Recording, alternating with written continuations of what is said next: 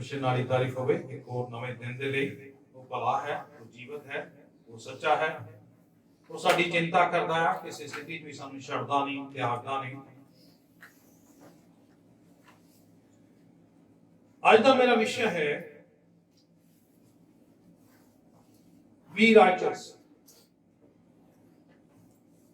धर्मी होना, या दूजे शब्दां तुसीं कह सकते हैं नेचर राही धार्मिकता। Righteous by faith. ਤੁਹਾਡੇ ਚੋਂ ਕਿੰਨੇ ਲੋਕ ਮੰਨਦੇ ਆ ਕਿ ਤੁਸੀਂ ਅੱਜ ਧਰਮੀ ਹੋ? ਕੋਈ ਧਰਮੀ ਨਹੀਂ ਇੱਥੇ। ਪਲੀਜ਼ ਆਸੇ ਪਾਸੇ ਆ ਦੇਖਿਆ ਕਰੋ।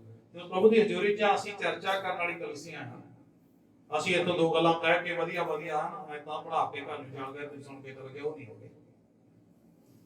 ਅਸੀਂ ਮੁਲਾਂਕਣ ਕਰਨ ਵਾਲੇ ਹਾਂ। ਪਰਮੇਸ਼ਰ ਸਾਨੂੰ ਸੱਦਾ ਦਿੱਤਾ ਹੈ ਕਿ ਅਸੀਂ ਇਕੱਠੇ ਹੋਈਏ, ਚਿਤਾ ਕੇ ਮੁਲਾਂਕਣ ਕਰੀਏ ਔਰ ਪ੍ਰਭੂ ਨਾਮ ਆਪਣੀ ਸੰਗਤ ਨੂੰ ਸਮਝੀਏ।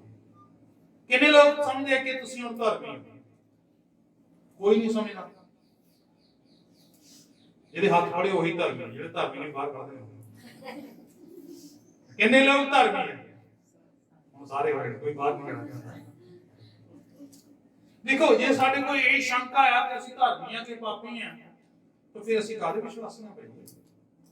ਮੈਨੂੰ ਵੀ ਪਤਾ, ਤੁਹਾਨੂੰ ਪਤਾ ਸਾਰੀ ਗੱਲ ਦਾ। ਜਿਹੜੀ ਸਾਡੀ ਇੱਕ ਜਾ ਕੇ ਆ ਨਾ, ਇਹ ਸ਼ੈਤਾਨ ਨੇ ਇਹਨੂੰ ਹਥਿਆਰ ਬਣਾ ਜਾਂਦਾ ਬਹੁਤ। ਜਦ ਤੱਕ ਤੁਸੀਂ ਇਕਰਾਰ ਨਹੀਂ ਕਰਦੇ ਕਿ ਅਸੀਂ ਧਰਮੀ ਆ, ਤੁਹਾਡੇ ਧਰਮੀ ਹੋਣ ਦਾ ਜਿਹੜਾ ਇੱਕ ਮਾਦਾ ਹੈ, ਇੱਕ ਤੁਹਾਡੀ ਸੋਚ ਹੈ, ਉਹ ਉੱਪਰ ਨਹੀਂ ਮੰਨਦੇ। ਤੁਸੀਂ ਸਾਰੇ ਧਰਮੀ ਸਾਰੇ ਆ, ਮੈਂ ਧਰਮੀ ਆ, ਮੈਂ ਧਰਮੀ ਹਾਂ। ਦੂਜਾ ਸਵਾਲ, ਤੁਸੀਂ ਧਰਮੀ ਤਾਂ ਹੋ, ਕਿਦਾਂ ਧਰਮੀ ਹੋ? ਕਿਦਾਂ ਧਰਮੀ ਹੋ? ਯਿਸੂ ਮਸੀਹ ਦੇ ਨੇਚਰ ਦੇ ਨਾਲ। Very good. ਚਲਾ ਦੂਰ ਨਹੀਂ। ਮੈਨੂੰ ਗਰਵ ਹੈ ਇਹਨਾਂ ਚੀਜ਼ਾਂ ਦਾ ਕਿ ਤੁਹਾਡੇ ਕੋਲ ਉਹ ਜਵਾਬ ਮਿਲਦੇ ਆ ਜਿਹੜੇ ਮੈਂ ਚਾਹੁੰਦਾ ਹੁੰਦਾ। ਕਈ ਵਾਰੀ ਘੁੰਮ ਕੇ ਆਉਂਦਾ, ਅੱਜ ਮੈਨੂੰ ਲੱਗਦਾ ਸ਼ੈਤਾਨ ਦੌੜ ਗਿਆ। ਪਹਿਲੇ ਸਵਾਲ ਤੇ ਜਵਾਬ, ਨੇਚਰ ਦੇ ਰਾਹੀਂ ਅਸੀਂ ਧਰਮੀ ਠਹਿਰਾਏ ਸਨ। ਯਿਸੂ ਦੇ ਲਹੂ ਦੇ ਦੁਆਰਾ ਅਸੀਂ ਧਰਮੀ ਠਹਿਰਾਏ ਜਾਂਦੇ। ਹੁਣ ਇਹ ਗੱਲ ਸ਼ੈਤਾਨ ਬਹੁਤ ਚੰਗੀ ਤਰ੍ਹਾਂ ਜਾਣਦਾ। ਆਓ ਅਸੀਂ ਵਚਨ ਗੱਲ ਅੱਗੇ ਵਧਦੇ ਹਾਂ। ਰੋਮੀਆਂ ਦੀ ਪੱਤਰੀ ਤੀਜਾ ਅਧਿਆਇ ਉਹਦੇ 21 ਤੋਂ ਲੈ ਕੇ 26 ਆਇਤਾਂ ਅਸੀਂ ਪੜਾਂਗੇ। ਇੱਥੇ ਪੌਲਸ ਰੋਮੀਆਂ ਦੇ ਕਲੀਸਿਆ ਨੂੰ ਚੇਤੇ ਕਰਾਉਣਾ ਚਾਹੁੰਦਾ ਆ, ਦੱਸਣ ਦਾ ਯਤਨ ਕਰ ਰਿਹਾ ਹੈ ਕਿ ਪਹਿਲਾਂ ਮਨੁੱਖ ਨੂੰ ਧਰਮੀ ਬਣਨ ਦੇ ਲਈ, ਸਾਨੂੰ ਧਰਮੀ ਬਣਨ ਲਈ ਕਿਹੜੇ ਯਤਨ ਕੀਤੇ ਜਾਂਦੇ ਸੀਗੇ, ਸਾਨੂੰ ਕੀ ਕਰਨਾ ਪੈਂਦਾ ਸੀਗਾ। ਪੁਰਾਣੇ ਨੇਮ ਚ ਜੇ ਜਾਈਏ ਤਾਂ ਉੱਥੇ ਜਦੋਂ ਕੋਈ ਪਾਪ ਕਰਦਾ ਸੀਗਾ ਜਾਂ ਕਿਸੇ ਤਰ੍ਹਾਂ ਦੀ ਗਲਤੀ ਕਰਦਾ ਸੀਗਾ, ਉਹ ਕਿੱਦਾਂ ਪਛਤਾਉਂਦਾ ਹੋਇਆ ਆਉਂਦਾ ਸੀਗਾ, ਕਿੱਦਾਂ ਉਹਨੂੰ ਬਲੀਦਾਨਾਂ ਦੇ ਨਾਲ ਉਹਦੀ ਸ਼ੁੱਧੀ ਕੀਤੀ ਜਾਂਦੀ ਸੀਗੀ, ਮੁੜ ਕੇ ਉਹ ਧਰਮੀ ਠਹਿਰਾਇਆ ਜਾਂਦਾ ਸੀਗਾ। ਪਰ ਇੱਥੇ ਪੌਲਸ ਦੱਸਣ ਦਾ ਯਤਨ ਕਰਦਾ ਆ ਕਿ ਹੁਣ ਅਸੀਂ ਜਿਹੜੇ ਮਸੀਹ ਦੇ ਵਿੱਚ ਆ, ਰੋਮੀਆਂ ਦੀ ਕਲੀਸਿਆ ਨੂੰ ਦੱਸਦਾ। ਹਾਂ, ਪੜ੍ਹ ਲੈਣੇ ਆਪਣੇ ਆਪ ਵਿੱਚ ਪਤਾ ਲੱਗ ਜਾਣਾ। रोमियो की पत्री का तीसरा अध्याय 21 आयत, इंसान नेचर ही नाल धर्मी ठहराया जाता है, ये ठीक है। पर हुण शरा दे बाजों परमेश्वर दा धर्म प्रगट होया है ਅਤੇ ਸ਼ਰਾ ਅਤੇ ਨਬੀ ਉਹਦੀ ਸਾਖੀ ਦਿੰਦੇ ਹਨ। ਪਹਿਲੀ ਗੱਲ ਤਾਂ ਪੌਲਸ ਇਹ ਕਹਿੰਦਾ, ਧਿਆਨ ਦਿਆ ਕਰੋ ਜਦੋਂ ਮੈਂ ਬੋਲਦਾ, ਮੇਰੇ ਵੱਲ ਧਿਆਨ ਨਾਲ ਦਿਆ ਕਰੋ। ਪਹਿਲੀ ਗੱਲ ਤਾਂ ਪੌਲਸ ਇਹ ਚੇਤੇ ਕਰਾਉਂਦਾ ਆ 21 ਆਇਤ ਦੇ ਵਿੱਚ, ਹੁਣ ਸ਼ਰਾ ਦੇ ਬਾਝੋਂ, ਸ਼ਰਾ ਕੀ ਹੈ? ਆ ਕਰਨਾ ਪਊਗਾ, ਆ ਕਰਨਾ ਪਊਗਾ, ਆ ਕਰਨਾ ਪਊਗਾ।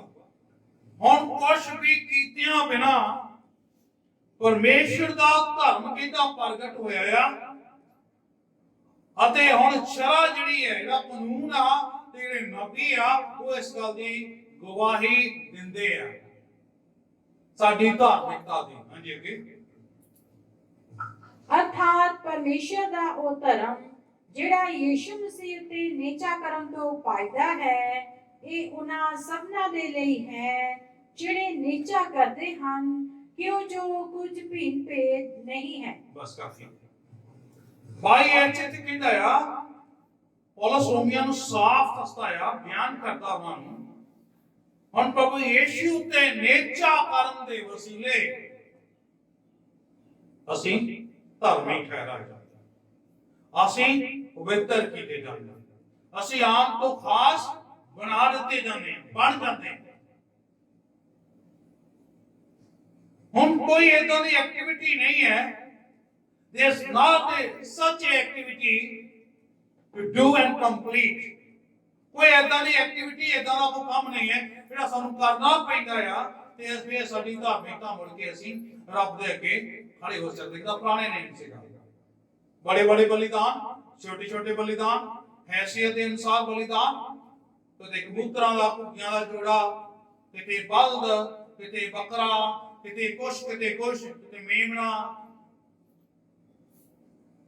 ਪਰਮੇਸ਼ਰ ਦੀ ਸੰਤਾਨ ਹੋਣ ਤੋਂ ਬਾਅਦ ਜਿਹੜੇ ਇਸਰਾਇਲੀ ਚੁਣੇ ਗਏ ਸੀ, ਪਰਮੇਸ਼ਰ ਨੂੰ ਕਿਹਾ ਸੀਗਾ ਹੁਣ ਤੁਸੀਂ ਮੇਰੀ ਪਰਜਾ ਹੋ, ਮੈਂ ਤੁਹਾਡਾ ਪਰਮੇਸ਼ਰ ਹਾਂ। ਤੇ ਜਦੋਂ ਉਹ ਪਾਪ ਕਰਦੇ ਸੀਗੇ, ਉਹ ਪਰਮੇਸ਼ਰ ਦੀ ਧਾਰਮਿਕਤਾ ਵਿੱਚ ਬਣੇ ਨਹੀਂ ਰਹਿੰਦੇ ਸੀਗੇ, ਤੇ ਧਾਰਮੀ ਹੋਣ ਦੇ ਲਈ ਬਹੁਤ ਕੁਝ ਕਰਨਾ ਪੈਂਦਾ ਸੀਗਾ। ਪੌਲਸ ਇਹ ਧਿਆਨ ਕਰਦਾ ਆ, ਕਹਿੰਦਾ ਹੁਣ ਭਾਈ ਇਹਦੇ ਵਿੱਚ ਪ੍ਰਭੂ ਯੀਸ਼ੂ ਤੇ ਨੇਚਾ ਕਰਨ ਦੇ ਦੁਆਰਾ ਸਾਨੂੰ ਧਰਮ ਬਖਸ਼ਿਆ ਗਿਆ ਹੈ। ਇਹ ਉਹਨਾਂ ਸਭਨਾਂ ਲਈ ਧਰਮ ਆ ਜਿਹੜੇ ਯੀਸ਼ੂ ਤੇ ਨੇਚਾ ਕਰਦੇ ਆ। ਦੂਜੀ ਗੱਲ ਤੇ ਕਹਿੰਦਾ ਇੱਥੇ ਕੋਈ ਭਿੰਨ ਭੇਦ ਨਹੀਂ, ਯੀਸ਼ੂ ਅਸਾਈਆਂ ਦਾ ਨਹੀਂ ਹੈ, ਕ੍ਰਿਸਚੀਅਨਾਂ ਦਾ ਨਹੀਂ ਹੈ। ਯੀਸ਼ੂ ਇਹ ਨਹੀਂ ਦੇਖਦਾ ਕਿ ਇਹ ਬੰਦੇ ਮੇਰੇ ਕੋਲ ਚਰਚ ਆਉਂਦੇ ਤੇ ਮੇਰੇ ਜ਼ਿਆਦਾ ਨੇੜੇ ਆ, ਨਹੀਂ।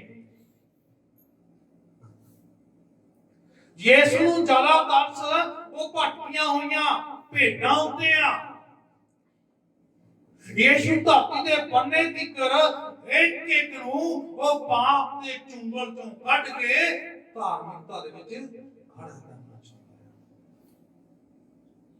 ਉਹਦੇ ਕੋਲ ਭਿੰਨ ਭੇਦ ਨਹੀਂ ਹੈ, ਉਹ ਕਿਹੜੇ ਦੇਸ਼ ਦਾ ਆ, ਕਿਹੜੇ ਮੁਲਕ ਦਾ ਆ, ਕਿਹੜੇ ਗੋਤ ਦਾ ਆ, ਕਿਹੜੀ ਜਾਤ ਦਾ ਆ, ਕਿਹੜੇ ਧਰਮ ਦਾ ਆ, ਗੋਰਾ ਆ, ਕਾਲਾ ਆ, ਕਿੱਦਾਂ ਦਾ ਆ, ਕੋਈ ਭਿੰਨ ਭੇਦ ਨਹੀਂ ਹੈ।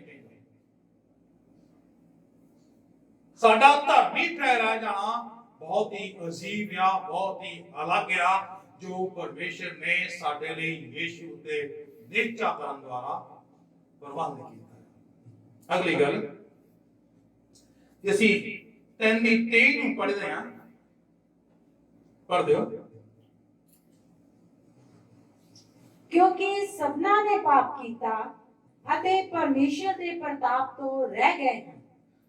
ਇੱਥੇ ਪੌਲਸ ਰੋਮੀਆਂ ਦੇ ਕਲੀਸਿਆ ਨੂੰ ਚੇਤੇ ਕਰਾਉਂਦਾ ਆ, ਪਰਮੇਸ਼ਰ ਨੂੰ ਧਿਆਨ ਦੇਣਾ, ਪਰਮੇਸ਼ਰ ਨੂੰ ਯੀਸ਼ੂ ਮਸੀਹ ਦੇ ਲਹੂ ਦੇ ਵਸੀਲੇ ਸਾਨੂੰ ਧਰਮੀ ਠਹਿਰਾਉਣ ਦਾ ਕੀ ਲੋੜ ਪੈ ਗਈ।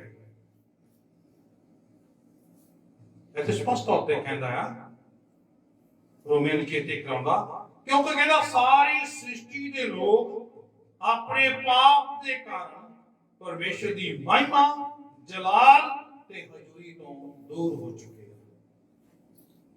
ਇਸ ਕਰਕੇ ਪਰਮੇਸ਼ਰ ਨੇ ਸਾਨੂੰ ਧਰਮੀ ਠਹਿਰਾਉਣ ਦੇ ਲਈ ਇੱਕ ਵਸੀਲਾ ਦਿੱਤਾ। ਵਸੀਲਾ ਕੀ ਹੈ? ਯੀਸ਼ੂ ਮਸੀਹ। ਅਸੀਂ ਜਿੰਨੇ ਯੀਸ਼ੂ ਤੇ ਨੇਚਾ ਕਰਦੇ ਹਾਂ, ਅਸੀਂ ਕੌਣ ਆ? ਬੋਲੀ ਉੱਚੀ ਆਵਾਜ਼ ਨਾਲ, ਕੌਣ ਆ? ਧਰਮੀ। ਪਹਿਲਾਂ ਧਰਮੀ ਦੀ ਗੱਲ ਕਰਦਾ, ਬਣਨਾ ਕੀ ਆ? ਧਰਮੀ। ਨੇਚਾ ਦੁਆਰਾ ਧਰਮੀ ਠਹਿਰਾਇਆ ਜਾਣਾ, ਨੇਚਾ ਦੁਆਰਾ ਬਚਾਏ ਜਾਣਾ। ਇਹ ਪਰਮੇਸ਼ਰ ਦੀ ਕਿਰਪਾ ਆ, ਇਹ ਪਰਮੇਸ਼ਰ ਦਾ ਪਿਆਰ ਹੈ। ਪੌਲਸ ਉਹਦੇ ਪ੍ਰਗਟ ਕਰਦਾ। 24 ਹੈ,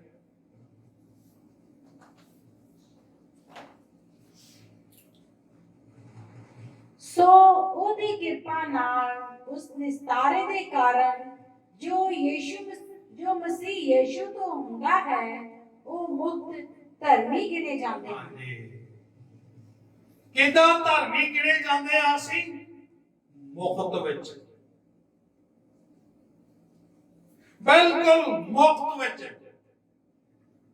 ਇਸ ਕਰਕੇ ਬਾਹਲੇ ਜਿਹੜੇ ਮਸੀਹੀ ਹੈ, ਜਿਹੜੀ ਮੁਕਤ ਦੀ ਚੀਜ਼ ਮਿਲੀ ਹੁੰਦੀ ਦੀ ਕੇਅਰ ਨਹੀਂ ਨਾ ਕਰਦੇ। ਤੁਹਾਨੂੰ ਕੋਈ ਵੀ ਸੰਸਾਰਿਕ ਤੌਰ ਤੇ ਮੁਕਤ ਦੇਈ ਜੋ ਮਰਜੀ। ਮੈਨੂੰ ਯਾਦ ਆ ਕਿ ਜਦੋਂ ਮੈਂ ਪ੍ਰਚਾਰ ਕਰਦਾ ਸੀਗਾ ਪਿੰਡਾਂ ਦੇ ਵਿੱਚ ਜਾ ਕੇ, मैं बड़ा भावुक हो जाता सीगा। बहुत सारे न्याणे, बहुत सारे लोग आके मेरे को छोटी टेक्स्ट बुक में परमेश्वर दा चानण प्रेम में तो मांगते हुंदे सीगे। उस वेले तक ਅਸੀਂ ਉਦਾਂ ਹੀ ਸਾਰਿਆਂ ਨੂੰ ਵੰਡਦੇ ਸੀਗੇ, ਪੈਸਾ ਨਹੀਂ ਕੋਈ ਲੈਂਦੇ ਸੀ। ਜਦ ਕਿ ਠਹਿਰਾਇਆ ਗਿਆ ਸੀਗਾ ਕਿ ਸਾਨੂੰ 2 ਰੁਪਏ ਛੋਟੀ ਕਿਤਾਬ ਦੇ ਲੈਣੇ ਆ, 1 ਰੁਪਿਆ ਛੋਟੀ ਕਿਤਾਬ ਦਾ ਲੈਣਾ ਹੈ, 2 ਰੁਪਏ ਵੱਡੀ ਜਿਹੜੀ ਪ੍ਰੇਮ ਚਾਨਣ ਪ੍ਰੇਮਨਾ ਦਾ ਲੈਣਾ। ਮੈਂ ਕਹਿੰਦਾ ਸੀ ਕਿਸੇ ਤਰੀਕੇ ਨਾਲ ਲੋਕਾਂ ਕੋਲ ਪਰਮੇਸ਼ਰ ਦਾ ਜੀਵਨ ਪਹੁੰਚ ਜਾਵੇ, ਜਿਹੜਾ ਯੀਸ਼ੂ ਦੁਆਰਾ ਸਾਨੂੰ ਧਰਮੀ ਠਹਿਰਾ ਜਾਣਾ। ਇਹ ਗੱਲ ਕਿਸੇ ਨੂੰ ਪਤਾ ਲੱਗ ਜਾਵੇ, ਮੈਂ ਕੋਸ਼ਿਸ਼ ਕਰਦਾ ਸੀ। पर मैं तुम दसना चाहना कि मैं बहुत बारी निराश है। असी बहुत किताबां वंडियां, एक दिन अचानक मेरे ते परमेश्वर ने प्रगट किया तो मैं ध्यान दिता। एक कदम घटना वापरी है। मैं पंजाब च जो बन रहा सीगा तो लोग लेंदे सीगे, कोई फड़ के दे के उत्ते थड़े छड़ दिंदा सीगा, कोई कंध ते रख के चल जांदा सीगा। और कई बार इदां देखण नूं मिलिया सी, चक इकट्ठियां करके कोई गड्डी च रख दिंदे सी, क्योंकि फ्री वंडी आ गई सी। मैनूं मौका मिलिया, मैं बंगाल दे विच सिलीगुड़ी प्रचार करन वास्ते गया। जिहड़े बंगाली लोग आ ना, वो किताब लई इन्ने भुखे आ जिन्ने असीं रोटी भी भुखे। बंगालियां नूं रोटी मिले ना मिले, उन्हें पढ़न नूं किताब चाहिए। ते उत्थे सानूं असीं सिੱਖਿਆ कि किदां होने तो बोलना है। उत्थे बुक नूं किताब नूं बोए कहते, बोए मात्र 1 टका, बोए मात्र 2 टका असीं करके बोलण लगे।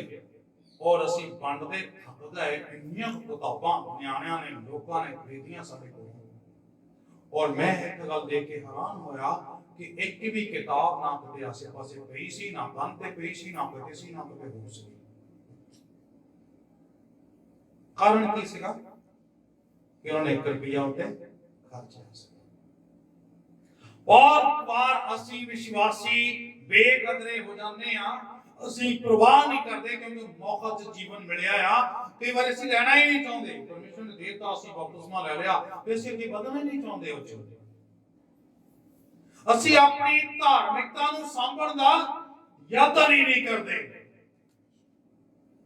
ਤੇ ਪੌਲਸ ਇੱਥੇ ਕਰਾਉਂਦਾ ਆ 24 ਐਡ ਦੇ ਵਿੱਚ, ਕਹਿੰਦਾ परमेश्वर ने प्रबंध किया ਸਾਡੇ ਨਿਸਤਾਰੇ ਲਈ। यीशु मसीह तो हुंदा आ कि मुफ्त विच सानू धार्मिकता दित्ती गई है। 25 ऐत पौलुस दसदा आ, कहंदा अपनी धार्मिकता लई कुछ करन दी सानू लोड़ नहीं है, सानू सिर्फ यीशु मसीह उत्ते नेचा करन दी लोड़। फिर मैं कहना जिन्ने असीं यीशु ते नेचा करदे आ, असीं धर्मी ठहराए गए आ, असीं धर्मी हां। 26 ऐत आखिर च कहंदा आ, पौलुस उन्होंने दसण दा यतन करदा कि परमेश्वर ने यह सब कुछ क्यों किया। पौलुस रोमियों नूं दसदा है कि परमेश्वर ने यह सब इसलिए किया। वो दसदा है कि परमेश्वर धर्मी ठहरे और उहदी धार्मिकता यीशु ते नेचा करन वालियां तक पहुंचे। दूजे लफ्ज़ां च परमेश्वर धर्मी रहे ते ओनू धर्मी ठहरावे जिहड़ा यीशु ते नेचा करता है। पहला अध्याय 1 ਦੀ 17 आयत ਅਸੀਂ ਪੜ੍ਹ ਲੈਂਦੇ ਹਾਂ। ਇੱਥੇ ਪੌਲਸ ਉਹਨਾਂ ਰੋਮੀਆਂ ਨਾਲ ਇਹ ਗੱਲ ਕਰਦਾ ਆ,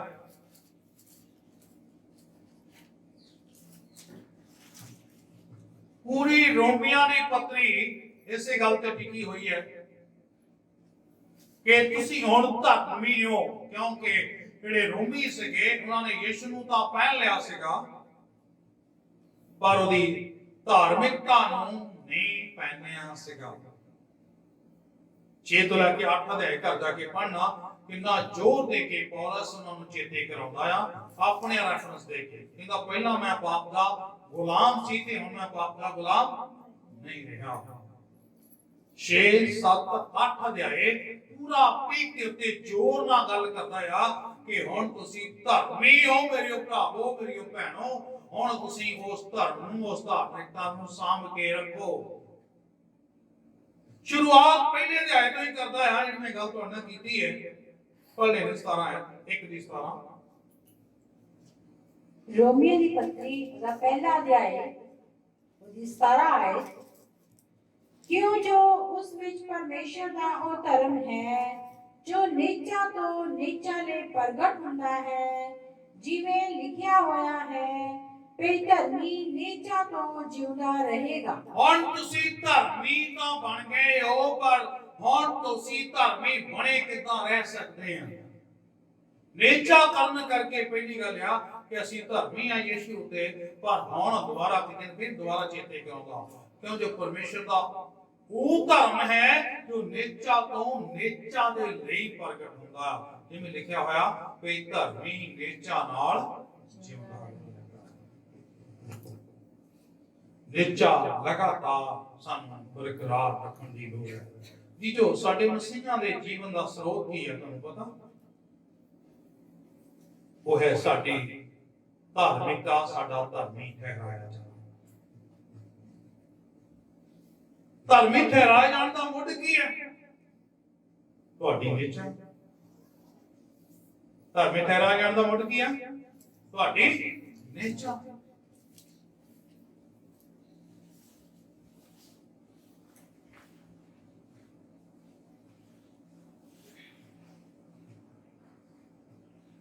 ਤੁਹਾਨੂੰ ਪਤਾ ਆ ਕਿ ਤੁਹਾਡੇ ਧਰਮੀ ਠਹਿਰਾਇਆ ਜਾਣ ਦਾ ਜਿਹੜਾ ਮੋਢਿਆ, ਜਿਹੜੀ ਜੜ ਆ ਕੀ ਆ, ਉਹ ਨੇਚਰ ਤੇ ਤੁਹਾਨੂੰ ਨਹੀਂ ਪਤਾ। ਤੇ ਮੇਰਾ ਦੇਖੋ, ਸ਼ੈਤਾਨ ਨੂੰ ਨਹੀਂ ਪਤਾ, ਉਹਨੂੰ ਤੁਹਾਡੇ ਤੋਂ ਪਹਿਲਾਂ ਪਤਾ।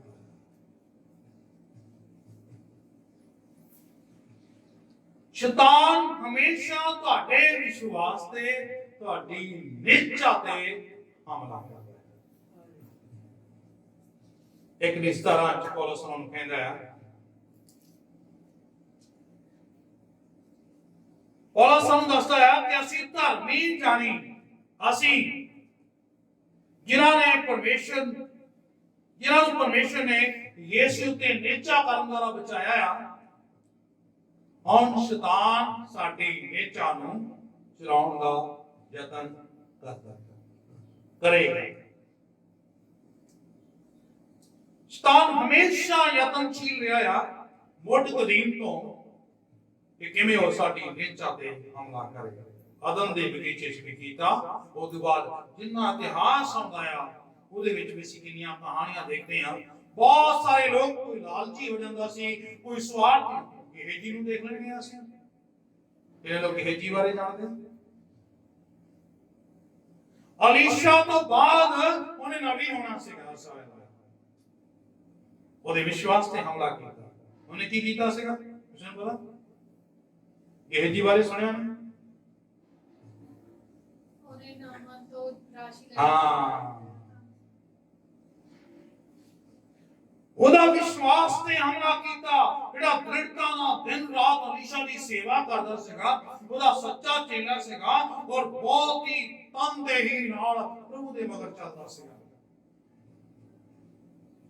ਜੋ ਨਮਾਨ ਜਿਹੜੇ ਚੜਾਵੇ ਲੈ ਕੇ ਆਇਆ ਸੀ, ਅਲੀਸ਼ਾ ਨੇ ਨਕਾਰ ਦਿੱਤੇ ਤੇ ਉਹਦੇ ਮਨ ਵਿੱਚ ਸ਼ੈਤਾਨ ਸਮਾ ਗਿਆ, ਉਹਦਾ ਵਿਸ਼ਵਾਸ ਚੁਰਾ ਕੇ ਲੈ ਗਿਆ। ਨਮਾਨ ਨਿਕਲਿਆ, ਉਹਦੇ ਪਿੱਛੇ ਗੇਹਜੀ ਵੀ ਨਿਕਲਿਆ। ਰਾਹ ਜਾ ਕੇ ਨਮਾਨ ਜਾ ਰਿਹਾ ਆਪਣੇ ਫੌਜੀਆਂ ਦੇ ਨਾਲ, ਕਹਿੰਦਾ ਰੁਕੋ ਰੁਕੋ ਰੁਕੋ, ਕਹਿੰਦਾ ਮੇਰੇ ਗੁਰੂ ਨੇ ਮੈਨੂੰ ਭੇਜਿਆ ਆ ਕਿ ਆ ਥੋੜਾ ਜਿਹਾ ਦੇ ਦਿਓ, ਸਾਰਾ ਨਹੀਂ ਚਾਹੀਦਾ। ਲਿਆ ਕੇ ਆਪਣੇ ਘਰੇ ਰੱਖ ਲਿਆ। ਜਦੋਂ ਅਲੀਸ਼ਾ ਦੇ ਕੋਲ ਆਇਆ ਤਾਂ ਉਹਦਾ ਜਿਹੜੀ ਧਾਰਮਿਕਤਾ ਸੀ ਕਿ ਉਹ ਖੁੱਸ ਚੁੱਕੀ ਸੀਗੀ, ਉਹਦੀ ਪਵਿੱਤਰਤਾ ਜਿਹੜੀ ਸੀਗੀ ਖੁੱਸ ਚੁੱਕੀ ਸੀਗੀ। ਉਹ ਮੁੜ ਕੇ ਫਿਰ ਪਾਪ ਦੇ ਵਿੱਚ ਡਿੱਗ ਚੁੱਕਾ ਸੀਗਾ। ਉਹਦਾ ਵਿਸ਼ਵਾਸ ਸ਼ੈਤਾਨ ਚੁਰਾ ਕੇ ਲਿਜਾ ਚੁੱਕਾ ਸੀਗਾ। ਰਿਸ਼ੀ ਕਹਿੰਦਾ ਕਿੱਥੋਂ ਆਇਆ? ਇਹਦਾ ਬਸ ਇੱਧਰ ਉੱਧਰ ਘੁੰਮਦਾ ਹੈ।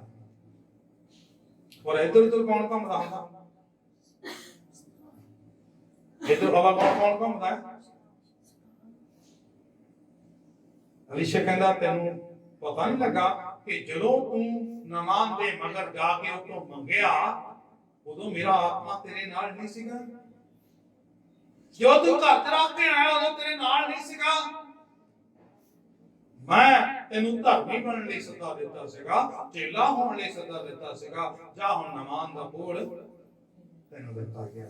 ਅੱਜ ਬਹੁਤ ਸਾਰੇ ਵਿਸ਼ਵਾਸੀ ਹੈ ਜਿਹੜੇ ਏਦਾਂ ਦੂਜੇ ਦਾ ਕੋੜ ਆਪਣੇ ਗਲ ਪਾਉਂਦੇ, ਜਿਹੜੇ ਧਾਰਮਿਕਤਾ ਨੂੰ ਜਿਹੜੀ ਪਰਮੇਸ਼ਰ ਨੇ ਦਿੱਤੀ ਹੈ ਸਾਂਭਦੇ ਨਹੀਂ ਹੈ। ਉਹ ਸੱਚੀ ਇਹੀ ਕਹਿਣਾ ਚਾਹੁੰਦਾ ਹੈ, ਸ਼ੈਤਾਨ ਸਾਡੀ ਨਿਚਾ ਨੂੰ ਚਲਾਉਣ ਦਾ ਯਤਨ ਕਰੇਗਾ। ਸ਼ੈਤਾਨ ਅੱਜ ਹਮੇਸ਼ਾ ਮੁੱਢ ਕਦੀਮ ਤੋਂ ਯਤਨ ਚੀਲਿਆ ਕਿ ਕਿਵੇਂ ਸਾਡੀ ਨਿਚਾ ਤੇ ਹਮਲਾ ਕਰੇਗਾ। ਜਿਵੇਂ ਅਸੀਂ ਦੇਖਦੇ ਹਾਂ ਕਿ ਜਦੋਂ ਕਿਸਾਨ ਆਪਣੀ ਫਸਲ ਨੂੰ ਬੀਜਦਾ ਆ, ਉਹਦੀ ਫਸਲ ਫਲ ਤੇ ਆਉਂਦੀ ਹੈ, ਮੱਕੀ ਦੇਖਦੇ ਆ ਜਾਂ ਅਸੀਂ ਸੂਰਜਮੁਖੀ ਜਾਂ ਹੋਰ ਜਿਹੜੇ ਇਦਾਂ ਦੇ ਫਸਲਾਂ ਹੈਗੀਆਂ ਜਿਨ੍ਹਾਂ ਦੇ ਜਾਨਵਰ ਸਿੱਧਾ ਜਾ ਕੇ ਖਾਂਦਾ ਆ। ਖਾਸ ਕਰਕੇ ਜਦੋਂ ਮੱਕੀ ਹੁੰਦੀ ਹੈ ਤਾਂ ਉਹ ਦੇਖਦੇ ਕਿਦਾਂ ਪੀਪੇ ਲੈ ਕੇ ਖੜਕਾਉਣ ਲੱਗਾ ਹੁੰਦਾ ਕਿ ਪੰਛੀ ਉੱਤੇ, ਪਰ ਪੰਛੀ ਫੇਰ ਵੀ ਆ ਕੇ ਉੱਤੇ ਹਮਲਾ ਕਰਦੇ।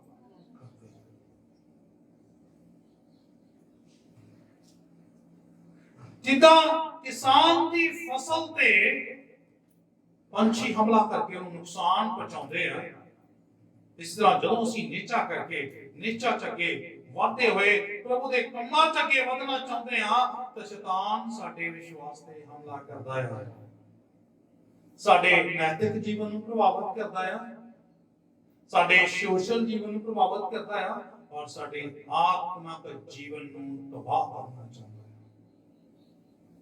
ਨੈਤਿਕ ਜੀਵਨ ਕੀ ਹੁੰਦਾ? ਲੋਕਾਂ ਦੀਆਂ ਨਜ਼ਰਾਂ ਦੇ ਵਿੱਚ ਸਾਡੀ ਥਾਂ ਹੁੰਦੀ ਹੈ ਕਿ ਫਲਾਣਾ ਬੰਦਾ ਉਹ ਇੱਦਾਂ ਦਾ, ਉਹਨੂੰ ਕਹਿੰਦੇ ਨੈਤਿਕ ਜੀਵਨ। ਸੋਸ਼ਲ ਜੀਵਨ ਕੀ ਹੁੰਦਾ ਹੈ? ਉਹਨਾਂ ਜੁੜਿਆ ਹੋਇਆ ਹੀ ਹੈ, ਜਿਹੜਾ ਅਸੀਂ ਲੋਕਾਂ ਦਾ ਵਰਤਦੇ ਹਾਂ ਤਾਂ ਲੋਕ ਦੇਖਦੇ ਵੀ ਹਾਂ ਆਹ ਬੰਦਾ ਜਿਹੜਾ ਹੈ ਇਹ ਸਹੀ ਹੈ, ਜਿਹਨੂੰ ਸਹੀ ਕਹਿੰਦੇ ਨਾ, ਸੱਚਾ ਕਹਿੰਦੇ ਨਾ, ਉਹ ਸੋਸ਼ਲ ਜੀਵਨ ਹੁੰਦਾ ਸਾਡਾ। ਆਤਮਿਕ ਜੀਵਨ ਕੀ ਹੈ? ਇਹ ਸਾਡੀਆਂ ਪ੍ਰਾਰਥਨਾਵਾਂ, ਸਾਡੀਆਂ ਬੇਨਤੀਆਂ ਪਰਮੇਸ਼ਰ ਦੇ ਕੇ ਰੁਕ ਜਾਂਦੀਆਂ, ਸਾਡਾ ਮਨ ਪ੍ਰਪਟ ਹੋਣ ਲੱਗ ਪੈਂਦਾ ਹੈ, ਉਹ ਸਾਡੀ ਨੇਚਾ ਨੂੰ ਚੁਰਾ ਲੈਂਦਾ ਹੈ। ਸਾਡਾ ਧਿਆਨ ਚਰਚ ਵਿੱਚ ਲੱਗਣ ਦੀ ਬਜਾਏ, ਸਾਡਾ ਧਿਆਨ ਪਰਮੇਸ਼ਰ ਵੱਲ ਲੱਗਣ ਦੀ ਬਜਾਏ, ਸਾਡਾ ਧਿਆਨ ਉਹ ਜਿਹੜੀਆਂ ਲੱਲੋ ਪੱਤੋ ਦੀਆਂ ਗੱਲਾਂ ਕਰਦੇ ਨਾ ਸਾਡੇ ਦੁਆਲੇ, ਉਹਨਾਂ 'ਚ ਜ਼ਿਆਦਾ ਲੱਗਣ ਲੱਗ ਪੈਂਦਾ ਹੈ। We spending much time then the worship with other people. ਅਸੀਂ ਜ਼ਿਆਦਾ ਸਮਾਂ ਸ਼ੈਤਾਨ ਦੀਆਂ ਗੱਲਾਂ ਮਗਰ ਲੱਗ ਕੇ ਜਿਹੜੀਆਂ ਮਿੱਠੀਆਂ ਤੇ ਸਵਾਦਲੀਆਂ ਹੁੰਦੀਆਂ ਆ, ਪੁੱਛਣਾ ਵਾਲੀਆਂ ਹੁੰਦੀਆਂ, ਉਹਦੇ ਮਗਰ ਸਮਾਂ ਸਾਰਾ ਗੁਜ਼ਾਰਦੇ ਹਾਂ। ਉਹ ਸਾਡੇ ਰਾਹਾਂ 'ਚ ਅੱਗੇ ਵੱਧਦਾ ਆ। ਜਿਹੜੇ ਥੋੜੇ ਜਿਹਾ ਤਕੜੇ ਹੋ ਕੇ ਕਹਿੰਦੇ ਵੀ ਅਸੀਂ ਧਾਰਮਿਕਤਾ ਨੂੰ ਸੰਭਣਾ ਆ, ਅਸੀਂ ਧਰਮੀ ਆ, ਅਸੀਂ ਯੇਸ਼ੂ ਦੇ ਲੋਕ ਆ, ਅਸੀਂ ਹੁਣ ਪ੍ਰਭੂ ਦੇ ਪਿੱਛੇ ਚੱਲਣਾ ਆ, ਚਰਚ 'ਚ ਵੱਧਦੇ ਆ, ਅੱਗੇ ਵੱਧਦੇ ਆ, ਉਹਨਾਂ ਦੇ ਜੀਵਨਾਂ 'ਚ ਫਿਰ ਦੂਏ ਤਰ੍ਹਾਂ ਦਾ ਆਉਂਦਾ। ਸਾਡੇ ਰਾਹਾਂ 'ਚ ਰੋੜੇ ਕੰਡੇ ਬੀਜਦਾ ਆ, ਉਹ ਸਾਡੇ ਤੇ ਕਸ਼ਟ, ਮੁਸੀਬਤਾਂ, ਤੰਗੀਆਂ, ਦੁੱਖਾਂ, ਕਲੇਸ਼, ਬਿਮਾਰੀਆਂ ਦੁਆਰਾ ਸਾਡੇ ਤੇ ਹਮਲਾ ਕਰਦਾ ਹੈ। ਸਾਨੂੰ ਹਤਾਸ਼, ਨਿਰਾਸ਼ ਤੇ ਹਾਰੇ ਹੋਏ ਮਹਿਸੂਸ ਕਰਾਉਂਦਾ ਆ, ਸਾਡੀ ਨਿਸ਼ਚਾ ਨੂੰ ਚੁਰਾ ਕੇ। ਤੁਹਾਡੇ ਸਾਰਿਆਂ ਕੋਲ ਅਨੁਭਵ ਹੋਏਗਾ ਇਸ ਚੀਜ਼ ਦਾ। ਉਸ ਸਮੇਂ ਉਹ ਸਾਡੇ ਮਨਾਂ 'ਚ ਏਦਾਂ ਦੇ ਸਵਾਲ ਪੈਦਾ ਕਰਦਾ ਆ, ਤੂੰ ਤਾਂ ਯਿਸੂ ਤੇ ਨੀਚਾ ਕਰਦਾ ਹੈ ਤੇ ਆਹ ਕਰਨਾ ਏਦਾਂ ਕਿਉਂ ਹੁੰਦੇ ਆ? ਤੇਰਾ ਬੁਖਾਰ ਕਿਉਂ ਨਹੀਂ ਟੁੱਟਦਾ? ਫਿਰ ਤੁਹਾਡੇ ਘਰ 'ਚ ਵਿਆਹ ਕਿਉਂ ਹੋ ਗਿਆ? ਸਵਾਲ ਪੈਦਾ ਕਰ ਦਿੰਦਾ ਹੈ। ਤੁਸੀਂ ਪਰਮੇਸ਼ਰ ਦੇ ਲੋਕ ਤਾਂ ਹੋ, ਤੁਹਾਡੇ ਨਾਲ ਇਹ ਸਭ ਕਿਉਂ ਹੋ ਰਿਹਾ ਹੈ?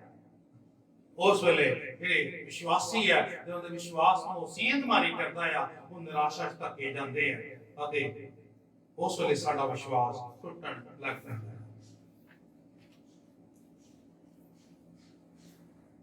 ਇੱਕ ਦੀ 18 ਦੇ ਵਿੱਚ ਪੌਲਸ ਚੇਤਾਵਨੀ ਦਿੰਦਾ ਹੈ। ਅਤੇ ਪੌਲਸ ਨੂੰ ਕਹਿੰਦਾ ਆ ਕਿ ਜੇ ਅਸੀਂ ਆਪਣੀ ਨਿੱਜਾ ਦੀ ਸਾਂਭ ਨਾ ਕੀਤੀ ਤਾਂ ਪਰਮੇਸ਼ਰ ਦਾ ਕ੍ਰੋਧ ਮੁੜ ਕੇ ਸਾਡੇ ਤੇ ਆਣ ਪਵੇਗਾ। ਜਿਹੜੇ ਤੁਸੀਂ ਪਹਿਲਾਂ ਧਰਮੀ ਠਹਿਰਾਏ ਗਏ ਸੀਗੇ, ਮੁੜ ਕੇ ਫੇਰ ਤੁਸੀਂ ਪਲੀਤ ਕੀਤੇ ਜਾਓਗੇ, ਸਮਾਜ ਤੁਹਾਡਾ ਕਦ ਨੀਵਾਂ ਕੀਤਾ ਜਾਊਗਾ ਔਰ ਸੱਚਮੁੱਚ ਪਰਮੇਸ਼ਰ ਦਾ ਕ੍ਰੋਧ ਜਿਹੜਾ ਹਮੇਸ਼ਾ ਹਮੇਸ਼ਾ ਲਈ ਅਟੱਲਿਆ, ਜਿਹੜੇ ਉਹਤੇ ਨੇਚਾ ਨਹੀਂ ਕਰਦੇ, ਜੋ ਨੇਚਾ ਤੁਹਾਡੇ ਕੋਲ ਖੋ ਕੇ ਲੈ ਗਿਆ, ਆਟੋਮੈਟਿਕਲੀ ਤੁਹਾਡੇ ਤੇ ਕ੍ਰੋਧ ਆ ਜਾਊਗਾ। ਪੜ੍ਹ ਲੈਣੇ 18 ਹੈ। ਰੋਮੀਓ ਦੀ ਪੱਤਰੀ ਦਾ ਪਹਿਲਾ ਅਧਿਆਇ ਉਹਦੀ 18 ਆਇਤ, ਜਿਹੜੇ ਮਨੁੱਖ ਸੱਚਾਈ ਨੂੰ ਕੁਧਰਮ ਨਾਲ ਦਬਾਈ ਰੱਖਦੇ ਹਨ, ਹਾਂਜੀ, ਉਹਨਾਂ ਦੀ ਸਾਰੀ ਬੇਦੀਨੀ ਅਤੇ ਕੁਧਰਮ ਉਸ ਉੱਤੇ ਪਰਮੇਸ਼ਰ ਦਾ ਕ੍ਰੋਧ ਤਾਂ ਆਕਾਸ਼ੋਂ ਪ੍ਰਗਟ ਹੋਇਆ। ਸੱਚਮੁੱਚ ਇੱਥੇ ਬਹੁਤ ਸਪਸ਼ਟ ਤੌਰ ਤੇ ਹਮ ਕਹਿੰਦਾ, ਜੇ ਤੁਹਾਡਾ ਧਰਮ ਹੁਣ ਕੁਧਰਮ ਵਿੱਚ ਬਦਲ ਗਿਆ ਔਰ ਤੁਹਾਡੇ ਵਿਸ਼ਵਾਸ ਨੂੰ ਸ਼ੈਤਾਨ ਚੁਰਾ ਕੇ ਲੈ ਗਿਆ, ਤਾਂ ਮੁੜ ਕੇ ਅਸੀਂ ਉਸੇ ਕ੍ਰੋਧ ਦੇ ਥੱਲੇ ਜਿਹੜੀ ਨਾ ਬੁੱਝਣ ਵਾਲੀ ਆਗਿਆ ਕੁਝ ਸੁੱਟੇ ਜਾਣ ਵਾਲੇ।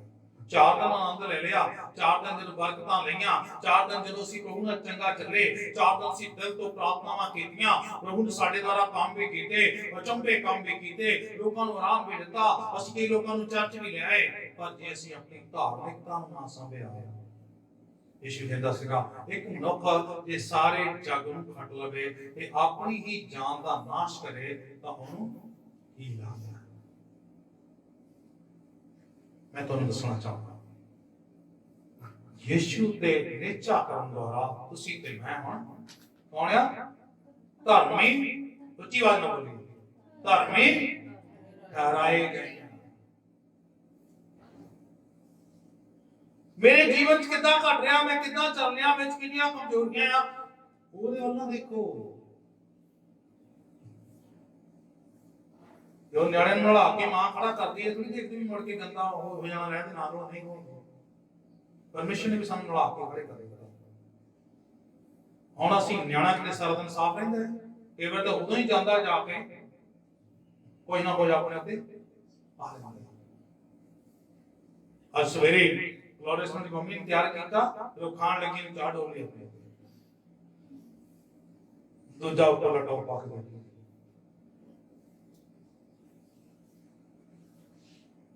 ਬਹੁਤ ਵਾਰ ਸ਼ੈਤਾਨ ਸਾਨੂੰ ਇਦਾਂ ਦੀਆਂ ਗੱਲਾਂ ਸਿਖਾਉਂਦਾ ਹੈ। ਸਾਡਾ ਜੀਵਨ ਵੀ ਇਹੋ ਜਿਹਾ ਹੈ, ਪਰ ਤੁਹਾਡੀ ਧਾਰਮਿਕਤਾ ਪਲੀਤ ਨਹੀਂ ਹੁੰਦੀ ਜਦ ਤੱਕ ਤੁਸੀਂ ਵਿਸ਼ਵਾਸ ਨੂੰ ਘੁੱਟ ਕੇ ਫੜੇ ਨਹੀਂ। ਜਦ ਤੱਕ ਯਿਸੂ ਨੂੰ ਘੁੱਟ ਕੇ ਫੜਿਆ ਹੋਇਆ ਜੀਵਨ ਜਿੱਦਾਂ ਦਾ ਮਰਜ਼ੀ ਹੋਈ ਜਾਵੇ ਤਾਂ ਗਲਤੀ ਵੀ ਕਰੇਗੀ, ਪਾਪ ਵੀ ਕਰੇਗਾ, ਵੱਡੇ ਵੱਡੇ ਕੰਮ ਕਰ, ਜਦੋਂ ਗੁੱਪਾ ਮਾਰ ਕੇ ਲੋਕ ਪ੍ਰਭੂ ਕੋਲ ਆ ਗਏ ਉਸ ਵੇਲੇ ਮੁੜ ਕੇ, ਕਿਉਂਕਿ ਸਾਡੇ ਕੋਲ ਨਿਸ਼ਚੈ ਹੈ। ਸਾਡੇ ਕੋਲ ਕੀ ਹੈ? ਨਿਸ਼ਚੈ ਹੈ। ਪਰਮੇਸ਼ਰ ਤੁਹਾਨੂੰ ਇੱਥੇ ਵਾਰਨਿੰਗ ਦਿੰਦਾ, ਜਿੱਦਾਂ ਰੋਮੀਆਂ ਨੂੰ ਵਾਰਨਿੰਗ ਦਿੱਤੀ ਹੈ, ਜੇ ਅਸੀਂ ਆਪਣੇ ਧਰਮ ਨੂੰ ਕੁਧਰਮ ਚ ਬਦਲ ਲਿਆ, ਕਹਿੰਦਾ ਜਿਹੜੇ ਸੱਚਾਈ ਨੂੰ ਕੁਧਰਮ ਨਾਲ ਦਵਾਈ ਰੱਖਦੇ ਆ, ਇਹ ਧਰਮੀਆਂ ਤਾਂ ਸੱਚੇ ਵੀ ਆ ਨਾ, ਤੇ ਝੂਠ ਬੋਲਣਾ ਲਾਉੜਿਆ ਹੈ, ਲਾਉੜਿਆ ਸੱਚੇ ਵੀ ਨੇ, ਸੱਚਾਈ ਨੂੰ ਕੁਧਰਮ ਨਾਲ ਦਵਾਈ ਰੱਖਦੇ। ਕੁਧਰਮ ਕਿੱਥੋਂ ਆ ਗਿਆ ਸਾਡੇ ਕੋਲ? ਰੋਮੀਆਂ ਦੇ ਕੋਲ ਕੁਧਰਮ ਕਿੱਥੋਂ ਆ ਗਿਆ? ਕਿਉਂ ਪੌਲਸ ਗੱਲ ਕਰਦਾ? ਕਿਉਂਕਿ ਉਹ ਧਰਮ ਸਿਖਾਉਂਦਾ। ਅੱਜ ਵੀ ਸ਼ੈਤਾਨ ਇਦਾਂ ਦੇ ਯਤਨ ਕਰਦਾ ਹੈ, ਇਸ ਲਈ ਸ਼ੈਤਾਨ ਨਹੀਂ ਚਾਹੁੰਦਾ ਕਿ ਅਸੀਂ ਪਰਮੇਸ਼ਰ ਦੀ ਧਾਰਮਿਕਤਾ 'ਚ ਬਣੇ ਰਹੀਏ। ਉਹਨੂੰ ਪਤਾ ਆ ਕਿ ਸਾਡੀ ਧਾਰਮਿਕਤਾ, ਸਾਡਾ ਧਰਮ ਯਿਸੂ ਉੱਤੇ ਨੇਚਾ ਕਰਨ ਵਿੱਚ ਹੈ। ਫਿਰ ਮੈਂ ਕਹਿਣਾ ਉਹ ਤੁਹਾਡੇ ਵਿਸ਼ਵਾਸ ਤੇ ਹਮਲਾ ਕਰਦਾ, ਵਿਸ਼ਵਾਸ ਨੂੰ ਬੁਝਾਉਂਦਾ। ਕਈ ਵਾਰੀ ਤੁਹਾਡਾ ਮਨ ਪ੍ਰਾਰਥਨਾ ਵੱਲ ਬੁੱਝ ਜਾਂਦਾ, ਕਈ ਵਾਰੀ ਚਰਚ ਵੱਲੋਂ ਬੁੱਝ ਜਾਂਦਾ, ਕਈ ਵਾਰੀ ਆਗੂ ਵੱਲੋਂ ਬੁੱਝ ਜਾਂਦਾ, ਕਈ ਵਾਰੀ ਦੂਜੇ ਭੈਣ ਭਰਾ ਵੱਲੋਂ ਬੁੱਝ ਜਾਂਦਾ, ਔਰ ਤੁਸੀਂ ਕੀ ਕਰਦੇ ਆ? ਬਾਈਬਲ ਹੀ ਨਹੀਂ ਚੱਕਦੇ। ਗੱਲ ਹੁੰਦੀ ਆਪਸੀ ਤੁਹਾਡੀ, ਇਹੀ ਤਾਂ ਚਾਹੁੰਦਾ ਹੈ। ਪੌਲਸ ਕਹਿੰਦਾ ਇਸ ਲਈ ਸਾਡੇ ਵਿਸ਼ਵਾਸ ਨੂੰ ਉਹ ਚਲਾਉਣਾ ਚਾਹੁੰਦਾ ਆ, ਪਰ ਅਸੀਂ ਪੂਰੀ ਤਿਆਰੀ ਨਾਲ ਸ਼ੈਤਾਨ ਦਾ ਸਾਹਮਣਾ ਕਰਨਾ ਹੈ। ਧਰਮੀ ਲੋਕ ਉਹ ਜਿਹੜਾ ਹੁਣ ਪਰਮੇਸ਼ਰ ਨਾਲ ਆ, ਹੁਣ ਸਹੀ ਸੰਬੰਧ ਵਿੱਚ ਆ ਪਰਮੇਸ਼ਰ ਦੇ ਨਾਲ, ਉਹ ਹੁਣ ਸਿੱਧਤਾ ਦੇ ਪੱਧਰ ਤੋਂ ਅੱਗੇ ਵਧਦਾ ਹੋਇਆ ਨੇਚਾ ਦਾ ਜੀਵਨ ਪਾਉਂਦਾ। ਮਤਲਬ ਕੀ ਹੈ? ਹੁਣ ਅਸੀਂ ਧਰਮੀ ਆ, ਹੁਣ ਅਸੀਂ ਧਰਮੀ ਹੁੰਦੇ ਹੋਏ, ਮੇਰਾ ਧਿਆਨ ਦੇਣਾ, ਧਰਮੀ ਆਪਣੇ ਆਪ ਨੂੰ ਸਮਝਦੇ ਹੋਏ ਉਹ ਤੋਂ ਅਸੀਂ ਧਾਰਮਿਕਤਾ ਦਾ ਜੀਵਨ ਜੀਣਾ ਹੈ। ਬਹੁਤ ਵਿਸ਼ਵਾਸੀ ਜਿਹੜੇ ਆਪਣੇ ਆਪ ਨੂੰ ਧਰਮੀ ਮੰਨਦੇ ਹੀ ਨਹੀਂ। ਮੈਂ ਫਿਰ ਕਹਿਣਾ ਜਿਹੜਾ ਧਰਮ ਆ ਨਾ ਇਹ ਯਿਸੂ ਦੇ ਨੇਚਰ ਨਾਲ ਮਿਲਿਆ, ਪਰਮੇਸ਼ਰ ਦੇ ਪਿਆਰ ਨਾਲ ਮਿਲਿਆ ਸੱਚਮੁੱਚ। ਇਫਸੀਆਂ ਨੂੰ ਪੌਲਸ ਇਹੀ ਸਿਖਾਉਂਦਾ ਕੋਈ ਘਮੰਡ ਨਾ ਕਰੇ, ਕਹਿੰਦਾ ਨੇਚਾ ਤੋਂ ਕੀ ਆ ਕਿਰਪਾ ਦੇ ਰਾਹੀਂ ਅਸੀਂ ਬਚਾਏ ਗਏ, ਕਰਨੀਆਂ ਤੋਂ ਨਹੀਂ, ਕੁਸਮ ਕਰਨਾ ਨਹੀਂ ਪਿਆ। ਫਿਰ ਮੈਂ ਕਹਿਣਾ ਚਾਹਣਾ परंतु याद रखो शैतान साडे दिलों च शंके पैदा करके सानू बेप्रतीते बनाना चाहता है, मतलब विश्वास खोलना चाहता है।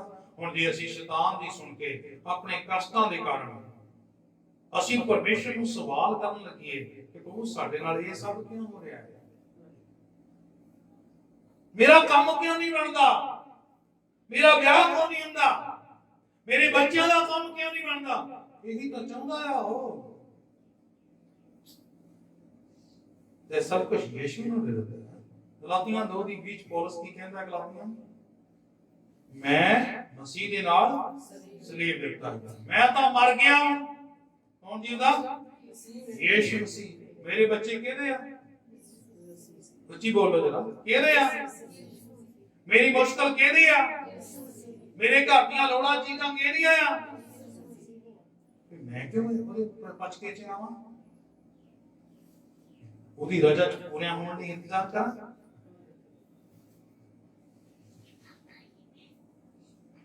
याद रखो शैतान साडे दिलों च शंके पैदा करके सच में ਸਾਨੂੰ ਬੇਪਰਤੀਤੇ ਬਣਾਉਣਾ ਚਾਹੁੰਦਾ ਹੈ। ਸਾਡਾ ਧਿਆਨ ਤਾਂ ਇਹਨਾਂ ਗੱਲਾਂ ਵੱਲ ਚਲੇ ਜਾਏਗਾ ਅਤੇ ਅਸੀਂ ਬੇਪਰਤੀਤੇ ਹੋ ਜਾਵਾਂਗੇ, ਬਣ ਜਾਵਾਂਗੇ। ਜੀ ਜੋ याद रखना शैतान ਇਹੋ ਹੀ ਚਾਹੁੰਦਾ है।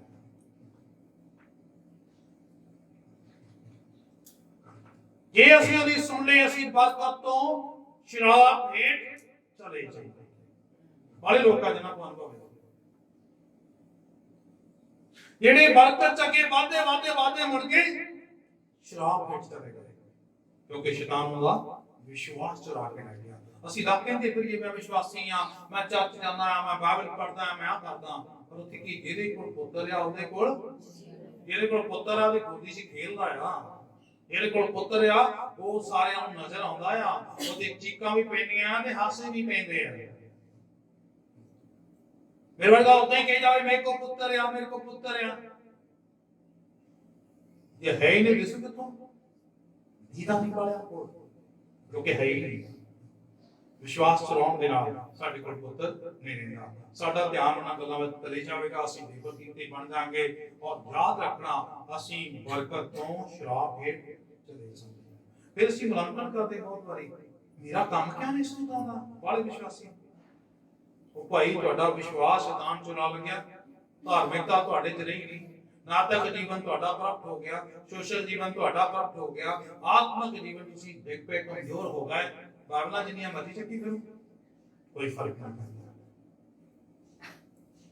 ਚਾਨਣ ਤੋਂ ਹਨੇਰੇ ਚਲੇ ਜਾਂਦੇ ਆ ਅਸੀਂ, ਤੇ ਆਤਮਿਕ ਤੋਂ ਸਰੀਰਕ ਬਣ ਜਾਂਦੇ। ਦੂਜਾ ਮੇਰਾ ਪੁਆਇੰਟ ਹੈ 8ਵਾਂ ਅਧਿਆਇ ਰੋਮੀਆਂ ਉਹਦੇ 12-13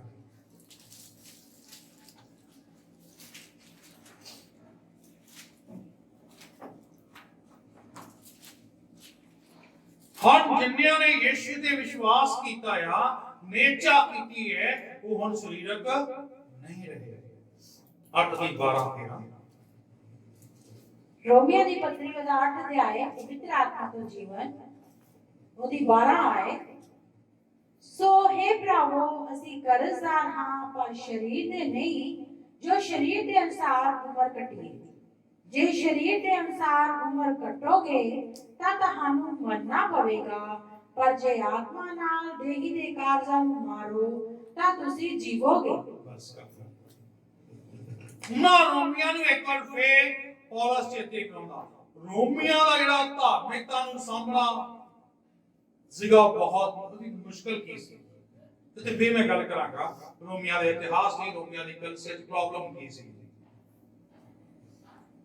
ਥੋੜਾ ਜਿਹਾ ਦੱਸ ਦੇਣਾ, ਜਿਹੜੇ ਰੋਮੀ ਲੋਕ ਸੀਗੇ ਬਹੁਤ ਹੀ ਉਹ ਅਮੀਰ ਲੋਕ ਸੀਗੇ, ਵੈਲ ਸੈਟਲਡ ਲੋਕ ਸੀਗੇ। ਪਹਿਲਾਂ ਤਾਂ ਉਹਨਾਂ ਨੇ ਯਿਸੂ ਦਾ ਵਿਰੋਧ ਕੀਤਾ ਔਰ ਰਸੂਲਾਂ ਤੇ ਬਹੁਤ ਜ਼ੁਲਮ ਕੀਤਾ। ਪਰ ਜਦੋਂ ਬਾਅਦ ਨੂੰ ਪਤਾ ਲੱਗਾ ਕਿ ਇਹਦੇ ਵਿੱਚ ਤਾਂ ਬਰਕਤ ਹੀ ਬੜੀ ਹੈ, ਉਹ ਸਾਰੇ ਧੜਾ ਕੇ ਚਰਚਾਂ ਦੇ ਚਰਚ ਖੜੇ ਹੋ ਗਏ। ਅੱਜ ਵੀ ਜੇ ਕ੍ਰਿਸਚੀਅਨਿਟੀ ਦੀ ਗੱਲ ਕੀਤੀ ਜਾਂਦੀ ਆ ਤਾਂ ਰੋਮ ਤੋਂ ਹੀ ਸ਼ੁਰੂਆਤ ਹੁੰਦੀ ਹੈ। ਇਹਨਾਂ ਨੂੰ ਪਤਾ ਇਸ ਗੱਲ ਦਾ। ਵੈਟੀਕਨ ਸਿਟੀ, ਇੱਥੇ ਪੋਪ ਬੈਠਾ ਆ, ਸਾਰੀ ਦੁਨੀਆ ਇਹੀ ਮੰਨਦੀ ਹੈ ਕਿ ਉਹ ਕ੍ਰਿਸਚਨਾਂ ਸਾਰਿਆਂ ਦਾ ਪਿਓ ਆ, ਪੋਪ ਵੀ ਸਾਰਿਆਂ ਦਾ ਗੁਰੂ ਆ। ਉਹ ਇੰਨਾ ਕੁ ਦਿਖਾਵੇ ਚ ਵੱਧ ਗਏ, ਸੰਸਕਾਰ ਸਾਰੇ ਲੈ ਗਏ, ਏਦਾਂ ਕਰਨੀ ਸਾਰੇ ਲੈ ਗਏ, ਪਰ ਜਿਹੜੀ ਚੀਜ਼ ਲੈਣੀ ਸੀ ਉਹ ਨਹੀਂ ਲਈ। ਕਿਹੜੀ ਧਾਰਮਿਕਤਾ ਯੀਸ਼ੂ ਨੇ ਦਿੱਤੀ ਸੀਗੀ, ਪਰਮੇਸ਼ਰ ਦੇ ਸੰਤਾਨ ਹੋਣ ਦਾ ਹੱਕ ਦਿੱਤਾ ਸੀਗਾ, ਉਹਨਾਂ ਵਿੱਚ ਬਹੁਤ ਗਿਰਾਵਟ ਸੀਗੀ। ਉਹਨਾਂ ਨੇ ਸਰੀਰਕ ਤੌਰ ਤੇ ਤਾਂ ਸ਼ੁਰੂ ਕੀਤਾ, ਆਤਮਿਕ ਤੌਰ ਤੇ ਸ਼ੁਰੂ ਕੀਤਾ, ਫਟਾਫਟ ਜਲਦੀ ਮੁੜ ਕੇ ਸਰੀਰਕ ਹੋ ਗਏ, ਮੁੜ ਕੇ ਉਹੀ ਪੁਰਾਣੇ ਕੰਮਾਂ ਵਿੱਚ ਲੱਗ ਗਏ।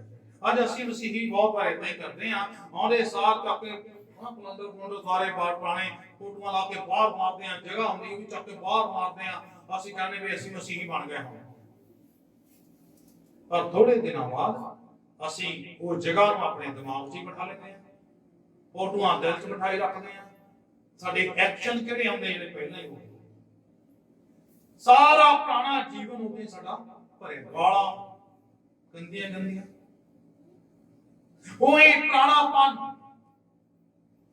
ਸਾਡੇ 'ਚ ਬਣਿਆ ਰਹਿੰਦਾ ਹੈ। ਆਹੀ ਹਾਲ ਰੋਮੀਆਂ ਦੱਸੇਗਾ।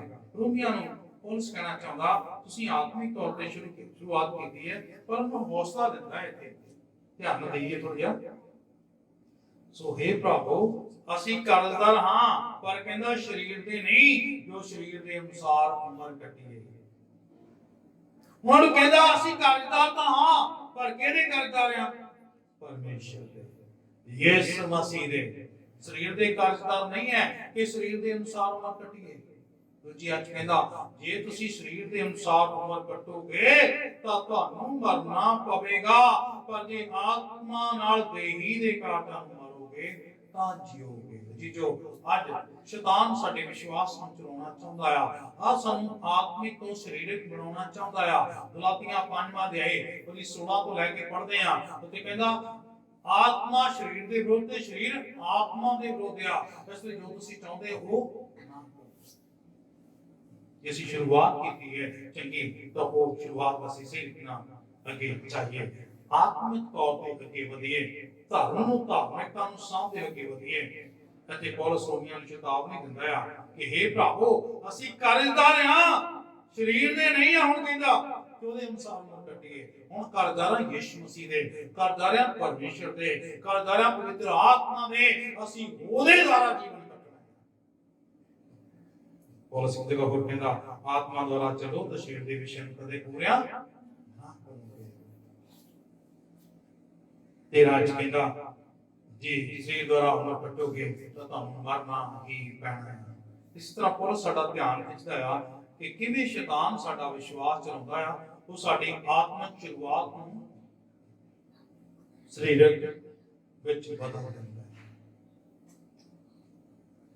ਹੈ। ਮੈਂ ਉਹ ਗੱਲਾਂ ਵਾਰ-ਵਾਰ ਕਰਨਾ ਨਹੀਂ ਚਾਹੁੰਦਾ, ਪਰ ਵਾਰ-ਵਾਰ ਉੱਥੇ ਆ ਕੇ ਅਸੀਂ ਠਹਿਰ ਜਾਂਦੇ ਹਾਂ। ਜ਼ਿਆਦਾ ਮਸੀਹੀ ਤੇ ਆਗੂ ਸ਼ੁਰੂਆਤ ਆਤਮਿਕ ਕਰਦੇ ਆ, ਬਾਅਦ ਵਿੱਚੋਂ ਸਰੀਰ ਦੇ ਵਿੱਚ ਸਰੀਰ ਦੀਆਂ ਗੱਲਾਂ ਲੈ ਕੇ ਪ੍ਰਚਾਰ ਕਰਦੇ ਆ, ਸਰੀਰ ਦੀਆਂ ਬਰਕਤਾਂ ਦੀਆਂ ਗੱਲਾਂ ਕਰਦੇ ਆ, ਭੂਤ ਕੱਢਣ ਦੀਆਂ ਗੱਲਾਂ ਕਰਦੇ ਆ, ਔਰ ਜਿਹੜੀ ਗੱਲ ਕਰਨੀ ਆ ਉਹ ਗੱਲ ਨਹੀਂ ਕਰਦੇ। ਕੋਈ ਆਪਣੇ ਅੰਦਰ ਉਹ ਧਾਰਮਿਕਤਾ ਨੂੰ ਸਾਂਭਣ ਦਾ ਯਤਨ ਨਹੀਂ ਕਰਦਾ। ਅੱਜ ਬਹੁਤੇ ਹਨ ਜੋ ਆਤਮਾ ਨਾਲ ਸ਼ੁਰੂ ਤਾਂ ਕਰਦੇ ਆ, ਪਰ ਸ਼ੈਤਾਨ ਦੇ ਹੱਥੀਂ ਚੜ ਕੇ ਸਰੀਰਕ ਹੋ ਬੈਠਦੇ ਆ। ਮੇਰੇ ਪਿਆਰੇ ਭੈਣੋ ਤੇ ਭਰਾਓ, ਅਸੀਂ ਆਤਮਾ ਦੁਆਰਾ ਸਰੀਰ ਦੇ ਕੰਮਾਂ ਨੂੰ ਮਾਰਨਾ ਆ। ਪੌਲਸ ਕਹਿੰਦਾ ਹੈ ਹੁਣ ਪਰਮੇਸ਼ਰ ਦੇ ਕੰਮਾਂ ਨੂੰ ਪਾਲਦੇ ਨਹੀਂ, ਪਾਲ ਪਰਮੇਸ਼ਰ ਨੂੰ ਦੇਣੀ। ਯਿਸੂ ਨੇ ਕਿਹਾ ਪਹਿਲਾਂ ਉਹਦੇ ਰਾਜ ਤੇ ਧਰਮ ਨੂੰ ਭਾਲੋ ਤਾਂ ਇਹ ਸਾਰੀਆਂ ਵਸਤਾਂ ਤੁਹਾਨੂੰ ਦਿੱਤੀਆਂ। ਅਸੀਂ ਕੀ ਕਰਦੇ ਹਾਂ? ਸਰੀਰਕ ਨਹੀਂ ਹੋ ਜਾਣਾ। ਜਦੋਂ ਅਸੀਂ ਸਰੀਰਕ ਹੁੰਦੇ ਆ, ਉਦੋਂ ਤੁਹਾਡੀ ਨੇਚਾ ਚੁਰਾਈ ਜਾਂਦੀ ਹੈ। ਉਸ ਵੇਲੇ ਤੁਸੀਂ ਫਾਰਮਲ ਹੀ ਰਹਿ ਜਾਂਦੇ ਹੋ। ਬਸ चर्च ਲਈ ਮਹੱਤਤਾ ਨਹੀਂ, ਪ੍ਰਾਰਥਨਾ ਦੀ ਮਹੱਤਤਾ ਨਹੀਂ, ਬਾਈਬਲ ਪੜ੍ਹਨ ਲਈ ਮਹੱਤਤਾ ਨਹੀਂ, ਕਿਸੇ ਕੋਲ ਜਾ ਕੇ ਜੀਵਨ ਦੀ ਗੱਲ ਕਰਨ ਦੀ ਮਹੱਤਤਾ ਨਹੀਂ, ਕਿਸੇ ਦੀ ਜਾਨ ਦੀ ਚਿੰਤਾ ਕਰਦੇ ਪ੍ਰਾਰਥਨਾ ਕਰਨ ਲਈ ਮਹੱਤਤਾ ਨਹੀਂ, ਕਿਸੇ ਨਾਲ ਵਚਨ ਸਾਂਝ ਕਰਨ ਦੀ ਮਹੱਤਤਾ ਨਹੀਂ, ਸਭ ਚੁਰਾਕ ਕੇ ਰਹਿ ਜਾਂਦਾ। ਪੌਲਸ ਕਹਿੰਦਾ ਮੈਂ ਆਪਣੇ ਆਪ ਨੂੰ ਮਾਰਦਾ ਕੁੱਟਦਾ ਤੇ ਆਪਣੇ ਵਸ ਵਿੱਚ ਰੱਖਦਾ। ਜੀ ਜੋ ਅਸੀਂ ਇਹ ਸਰੀਰ ਨੂੰ ਆਤਮਾ ਦੇ ਅਧੀਨ ਵਰਤਣਾ ਹੈ। ਕਿਦਾਂ ਬੋਲੀਏ ਸਾਰੇ, ਅਸੀਂ ਇਹ ਸਰੀਰ ਨੂੰ ਆਤਮਾ ਦੇ ਅਧੀਨ ਵਰਤਣਾ ਹੈ। ਆਤਮਾ ਦੀਆਂ ਗੱਲਾਂ ਵੱਲ ਚਿੱਤ ਲਾਉਣਾ, ਤਾਂ ਦੀਆਂ ਗੱਲਾਂ ਵੱਲ ਚਿੱਤ ਲਾਉਣਾ, ਆਂਡਿਤ ਵਸਤਾਂ ਵੱਲ ਚਿੱਤ ਲਾਉਣਾ, ਸਵਰਗ ਵਿੱਚ ਧਨ ਇਕੱਠਾ ਕਰਨਾ।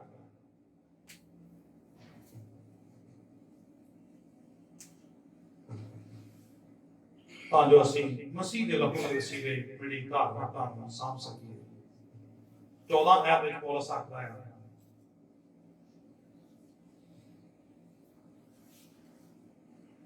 ਹੌਸਲਾ ਵੀ ਦਿੰਦਾ ਹਨ, ਉਤਸ਼ਾਹਿਤ ਵੀ ਕਰਦਾ ਹੈ। ਪੜ੍ਹ ਲੈਣਾ 14 ਆਇਤ ਬਹੁਤ ਸੋਹਣੀ ਹੈ।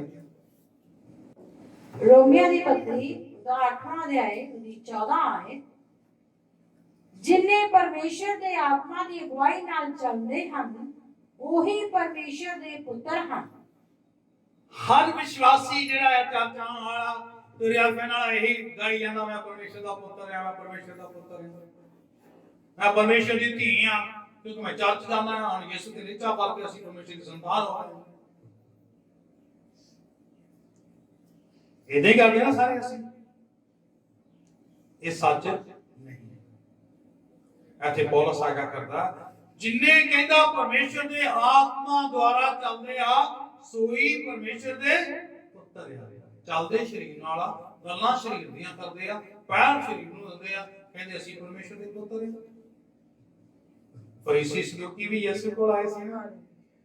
Hallelujah hallelujah. ਕਿੰਨੇ ਲੋਕਾਂ ਨੂੰ ਪਤਾ ਜਦੋਂ ਯਿਸੂ ਉਹਨਾਂ ਨੂੰ ਡਾਂਟਦਾ ਸੀਗਾ, ਯਿਸੂ ਉਹਨਾਂ ਨੂੰ ਕਹਿੰਦਾ ਤੁਸੀਂ ਆਪਣੇ ਪਿਓ ਸ਼ੈਤਾਨ ਤੋਂ ਹੋ। ਤਾਂ ਉਹਨੇ ਉਹਨਾਂ ਨੂੰ ਕੀ ਕਿਹਾ? ਉਹ ਕੀ ਕਹਿੰਦੇ? ਅਸੀਂ ਅਬਰਾਹਮ ਦੀ ਸੰਤਾਨ ਹੈਗੇ ਆ, ਅਸੀਂ ਤਾਂ ਅਬਰਾਹਮ ਦੇ ਬੱਚੇ ਆ, ਤੂੰ ਸਾਨੂੰ ਕਹਿੰਦਾ ਸ਼ੈਤਾਨ ਦੇ ਪੋਤੇ ਆ। ਯਿਸੂ ਨੇ ਕੀ ਕਿਹਾ ਸੀ? ਜੇ ਤੁਸੀਂ ਪਰਮੇਸ਼ਰ ਦੀ ਸੰਤਾਨ ਹੁੰਦੇ, ਅਬਰਾਹਮ ਦੀ ਸੰਤਾਨ ਹੁੰਦੇ ਤਾਂ ਅਬਰਾਹਮ ਜਿਹੇ ਕੰਮ ਹੁੰਦੇ। ਜੀ ਜੋ ਚੇਤਾ ਰੱਖੋ, ਜੇ ਅਸੀਂ ਆਤਮਿਕ ਲੋਕਿਆਂ ਤੇ ਆਤਮਾ ਦੀ ਅਗਵਾਈ ਨਾਲ ਚੱਲਦੇ ਆ ਤਾਂ ਅਸੀਂ ਪਰਮੇਸ਼ਰ ਦੇ ਪੁੱਤਰ ਹਾਂ। ਇਹਦੇ ਲਈ ਬਹੁਤ ਸਾਰੀਆਂ ਹੋਰ ਗੱਲਾਂ ਮੈਂ ਕਹਿ ਸਕਦਾ ਹਾਂ। ਜਿਹੜਾ ਵਿਸ਼ਵਾਸੀ ਪ੍ਰਭੂ ਦੇ ਲਈ ਦੁੱਖ ਨਹੀਂ ਝੱਲਦਾ, ਵਚਨ ਦੇ ਲਈ ਦੁੱਖ ਨਹੀਂ, ਆਪਣੀਆਂ ਗਲਤੀਆਂ ਕਰਕੇ ਨਹੀਂ, ਆਪਣੇ ਪਾਪਾਂ ਕਰਕੇ ਦੁੱਖ ਬਹੁਤ ਝੱਲਦੇ, ਉਹਨਾਂ ਦੀ ਗੱਲ ਨਹੀਂ ਕਰਦਾ ਮੈਂ। ਆਪਣੇ ਗਲਤ ਫੈਸਲਿਆਂ ਕਰਕੇ ਬਹੁਤ ਕਸ਼ਟਾਂ ਵਿੱਚ ਉਹਨਾਂ ਦੀ ਗੱਲ ਨਹੀਂ ਕਰਦਾ ਮੈਂ। ਜਿਹੜੇ ਪ੍ਰਭੂ ਦੇ ਲਈ ਦੁੱਖ ਝੱਲਦੇ ਆ, ਜਿਹੜੇ ਪ੍ਰਭੂ ਦੇ ਸੁਸਮਾਚਾਰ ਲਈ ਸਤਾਏ ਜਾਂਦੇ ਆ, ਪ੍ਰਭੂ ਤੇ ਵਿਸ਼ਵਾਸ ਕਰਨ ਕਰਕੇ ਘਰਾਂ ਵਿੱਚ ਉਹਨਾਂ ਤੇ ਤਾਨੇ ਮਿਹਣੇ, ਤੰਗੀਆਂ, ਮੁਸੀਬਤਾਂ, ਕਸ਼ਟ ਪੈਂਦੇ ਆ, ਸੱਚਮੁੱਚ ਉਹ ਅਸਲੀ ਮਸੀਹ ਦੇ ਵਿਸ਼ਵਾਸੀ ਉਹਨਾਂ ਕੋਲ ਨਿਚਾ ਨੂੰ ਸਾਂਭਿਆ ਹੋਇਆ ਹੈ। ਇਸ ਲਈ ਕਿਹਾ ਸੀ ਜੇ ਕੋਈ ਮੇਰੇ ਪਿੱਛੇ ਆਉਣਾ ਚਾਹੇ, ਚੀਜ਼ਾਂ ਬੋਲ ਦਈਏ, ਆਪਣੀ ਸਰੀਰ ਚੁੱਕ ਕੇ ਮੇਰੇ ਪਿੱਛੇ ਚੱਲੇ। ਇਹ ਪ੍ਰਚਾਰ ਨਹੀਂ ਕਰਦਾ ਕੋਈ, ਮੌਤ ਦਾ ਪ੍ਰਚਾਰ ਕੋਈ ਨਹੀਂ ਕਰਦਾ। ਕਹਿੰਦੇ ਮੌਤ ਦਾ ਪ੍ਰਚਾਰ ਕੀਤਾ ਆਉਣਾ ਹੀ ਨਹੀਂ ਕਿਸੇ ਨੇ, ਨਹੀਂ ਆਉਣਾ ਨਾ ਆਵੇ। ਜੇ ਜੀਵਨ ਲੈਣਾ ਆ ਤਾਂ ਮੌਤ ਵਿੱਚ ਜਾਣਾ ਪੈਣਾ ਹੈ। ਯਿਸੂ ਕਹਿੰਦਾ, ਪੌਲਸ ਕਹਿੰਦਾ ਜਿਹੜਾ ਉਹਨੇ ਮਾਰੇ ਜਾਣ ਵਿੱਚ ਸ਼ਾਮਲ ਆ ਉਹਦੇ ਜੀਵਨ ਵਿੱਚ ਵੀ ਸ਼ਾਮਲ ਹੋਵੇਗਾ। ਅਸੀਂ ਯਿਸੂ ਤੇ ਨਿਸ਼ਚਾ ਕੀਤੀ ਹੈ ਔਰ ਧਰਮੀ ਆਉਣਾ, ਔਰ ਸਾਡੇ ਧਰਮ ਨੂੰ, ਸਾਡੀ ਧਾਰਮਿਕਤਾ ਨੂੰ ਸ਼ੈਤਾਨ ਚੁਰਾਉਣਾ ਚਾਹੁਣ ਦਾ ਯਤਨ ਕਰਦਾ। ਉਹਨੂੰ ਪਤਾ ਆ ਕਿ ਸਾਡਾ ਧਰਮ, ਸਾਡੀ ਧਾਰਮਿਕਤਾ ਯਿਸੂ ਤੇ ਵਿਸ਼ਵਾਸ ਨਾਲ ਆ। ਉਹ ਵਿਸ਼ਵਾਸ ਨੂੰ ਠੇਸ ਪਹੁੰਚਾਉਂਦਾ ਆ, ਵਿਸ਼ਵਾਸ ਨੂੰ ਧੀਮਾ ਕਰਦਾ ਆ, ਵਿਸ਼ਵਾਸ ਨੂੰ ਨੁਕਸਾਨ ਪਹੁੰਚਾਉਂਦਾ ਆ, ਸਾਨੂੰ ਆਤਮਾ ਤੋਂ ਸਰੀਰਕ ਬਣਾਉਂਦਾ ਹੈ। ਤੀਜੀ ਗੱਲ 14 ਦੇ ਆਏ, ਪੜ੍ਹਨ ਦੀ ਲੋੜ ਨਹੀਂ ਹੈ।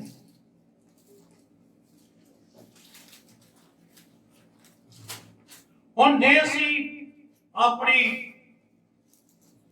ਧਾਰਮਿਕਤਾ ਨੂੰ ਸਾਂਭਣਾ ਹੈ, ਉਹ ਧਰਮੀ ਬਣੇ ਰਹਿਣਾ ਹੈ, ਤਾਂ ਉਹਦੇ ਲਈ ਬਹੁਤ ਜ਼ਰੂਰੀ ਹੈ ਕਿ ਅਸੀਂ ਚੌਕਸੀ ਨਾਲ ਆਪਣੀ ਨਿਗਰਾਨੀ ਕਰੀਏ, ਆਪਣੀ ਰਾਖੀ ਕਰੀਏ, ਆਪਣੇ ਆਪ ਦਾ ਮੁਲਾਂਕਣ ਕਰੀਏ।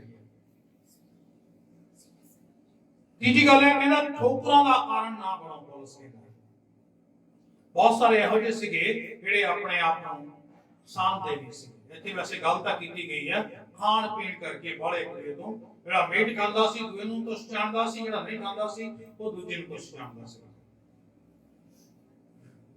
ਸਿਗੇ ਵਿਸ਼ਵਾਸੀ ਇੱਕ ਦੂਜੇ ਲਈ ਠੋਕਰਾਂ ਦਾ ਕਾਰਨ ਬਣ ਗਏ ਸੀ।